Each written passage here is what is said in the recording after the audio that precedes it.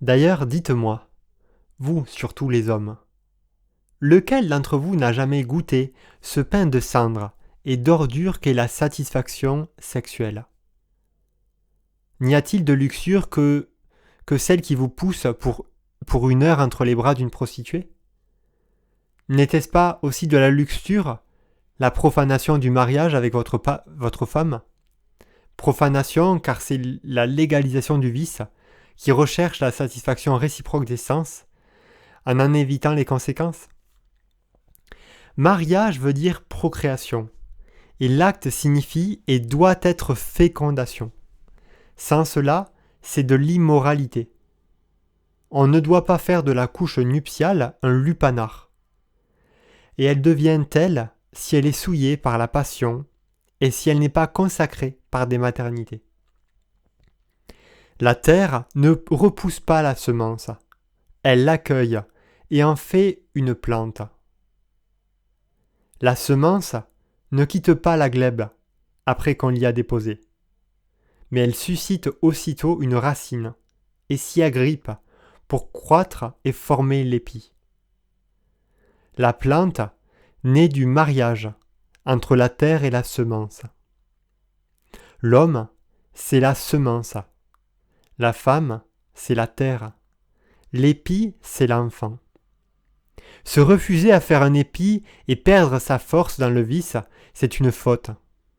C'est une prostitution, commise sur le lit nuptial, mais en rien différente de l'autre, aggravée même par la désobéissance au commandement qui dit « Soyez une seule chair et multipliez-vous ».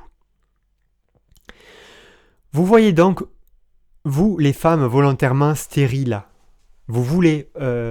oui, c'est bien ça. Vous voyez donc, vous les femmes volontairement stériles, épouses légales et honnêtes, non pas aux yeux de Dieu, mais aux yeux du monde. Que malgré cela, vous ressemblez à des prostituées et commettez également l'impureté, même si vous ne fréquentez que votre mari. Parce que ce n'est pas la maternité, mais le plaisir que vous recherchez, et cela bien trop souvent. Vous ne réfléchissez pas que le plaisir est un poison que l'on absorbe, de quelque bouche contagieuse qu'il vienne. Il brûle d'un feu qui, poussé par son désir de se rassasier, se pousse en dehors du foyer et dévore toujours plus insatiable. Il laisse un âcre goût de cendre sur la langue. Il donne le dégoût, la nausée et le mépris de soi-même et de son compagnon de plaisir. Car, quand la conscience se réveille, elle se réveille entre deux fièvres, il ne peut naître que le mépris de soi-même, qu'on a avili plus bas qu'une bête. Ne commettez pas l'impureté, est-il dit. La fornication vient en grande partie des actes charnels de l'homme. Et je ne m'arrête pas non plus à cette union inconcevable, un vrai cauchemar, que les Lévitiques condamnent en ces termes. Tu ne coucheras pas avec un homme comme on couche avec une femme. Et tu ne donneras ta couche à aucune bête. Tu en deviendrais impur. Une femme ne s'offrira pas à un animal pour s'accoupler à lui. Ce serait une souillure.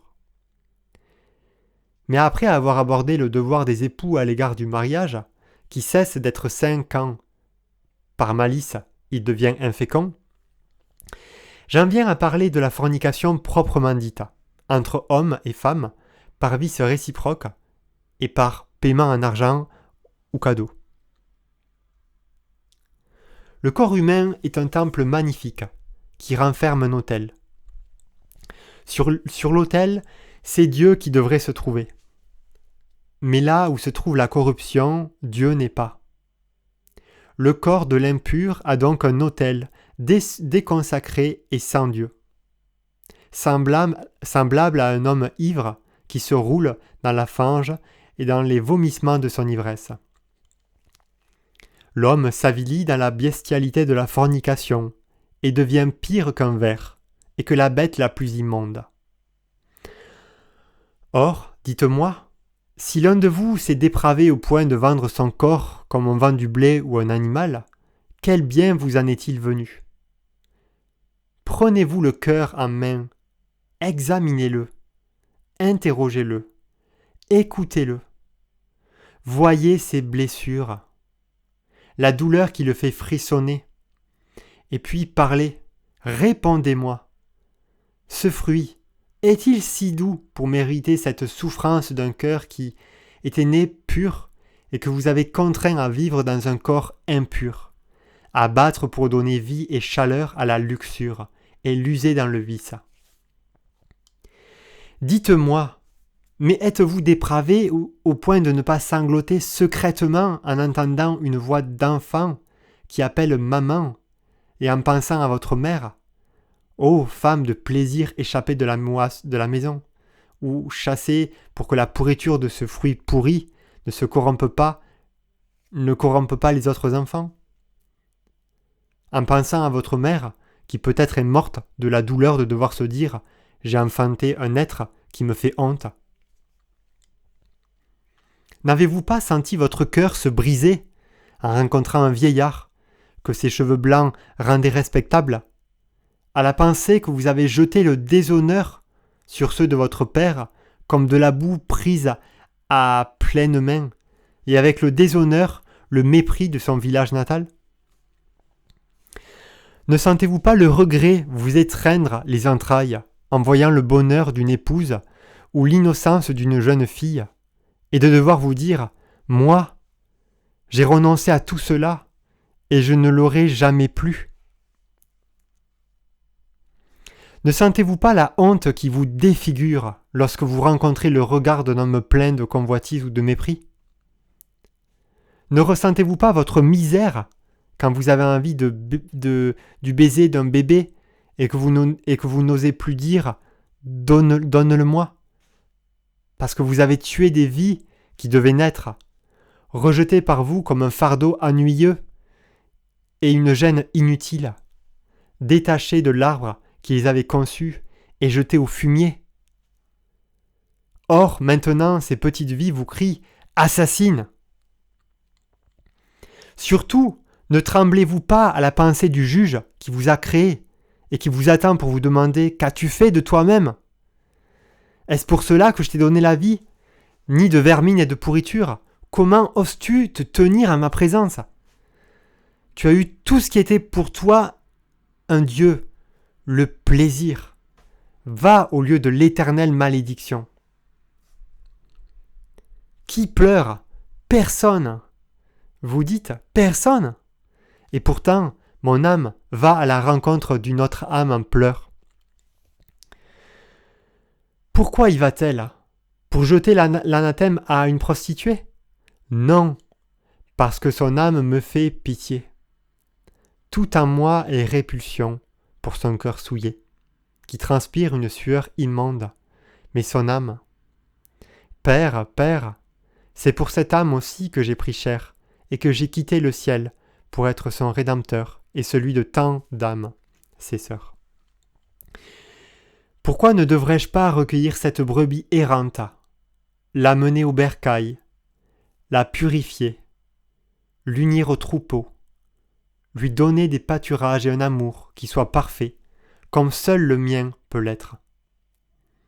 Mon amour est bien différent de ce à quoi elle donnait jusqu'ici le nom d'amour, qui n'était en fait que haine.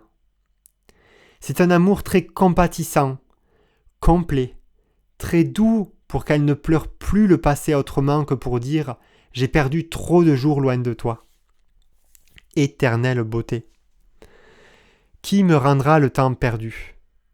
Comment savourer dans le peu de temps qu'il me reste à vivre ce que j'aurais savouré si j'étais toujours resté pur ?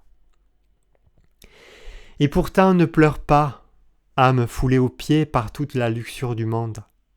Écoute, tu es une loque dégoûtante, mais tu peux redevenir une fleur. Tu es un fumier, mais tu peux redevenir un parterre embaumé. Tu es un animal immonde, mais tu peux redevenir un ange. Un jour tu l'as été. Tu dansais dans les prés en fleurs, rose parmi les roses, fraîche comme elle, exhalant le parfum de ta virginité. Sereine, tu chantais des chansons d'enfant, puis tu courais vers ta mère, vers ton père, et tu leur disais « Vous êtes mes amours ». Et l'invisible gardien qu'a toute créature à son côté souriait devant la blancheur azurée de ton âme. Et puis, pourquoi ? Pourquoi as-tu arraché tes ailes de cette petite innocence ? Pourquoi as-tu foulé aux pieds un cœur de père et de mère pour courir vers d'autres cœurs dont tu n'étais pas sûr ? Pourquoi as-tu abaissé ta voix pure en lui faisant prononcer des mots mensongers qu'un faux amour ? Pourquoi as-tu brisé la tige de la rose ? Pourquoi t'es-tu violé toi-même ? Repens-toi, fille de Dieu, le repentir est renouvellement, purification, élan vers les auteurs. L'homme ne peut-il pas te pardonner ? Ton Père lui-même ne le pourrait-il plus ? Dieu, lui, le peut. Car la bonté de Dieu ne peut se comparer à la bonté humaine, et sa miséricorde est infiniment plus grande que la misère de l'homme. Honore-toi, toi-même, en rendant par une vie honnête ton âme digne d'honneur. Justifie-toi auprès de Dieu en ne péchant plus contre ton âme. Fais-toi un nom nouveau auprès de Dieu. Voilà ce qui a de la valeur. Tu es le vice. Deviens l'honnêteté. Deviens le sacrifice. Deviens la martyre de ton repentir. Tu as bien su martyriser ton cœur pour faire jouir la chair. Maintenant, sache martyriser ta chair pour donner une paix éternelle à ton cœur.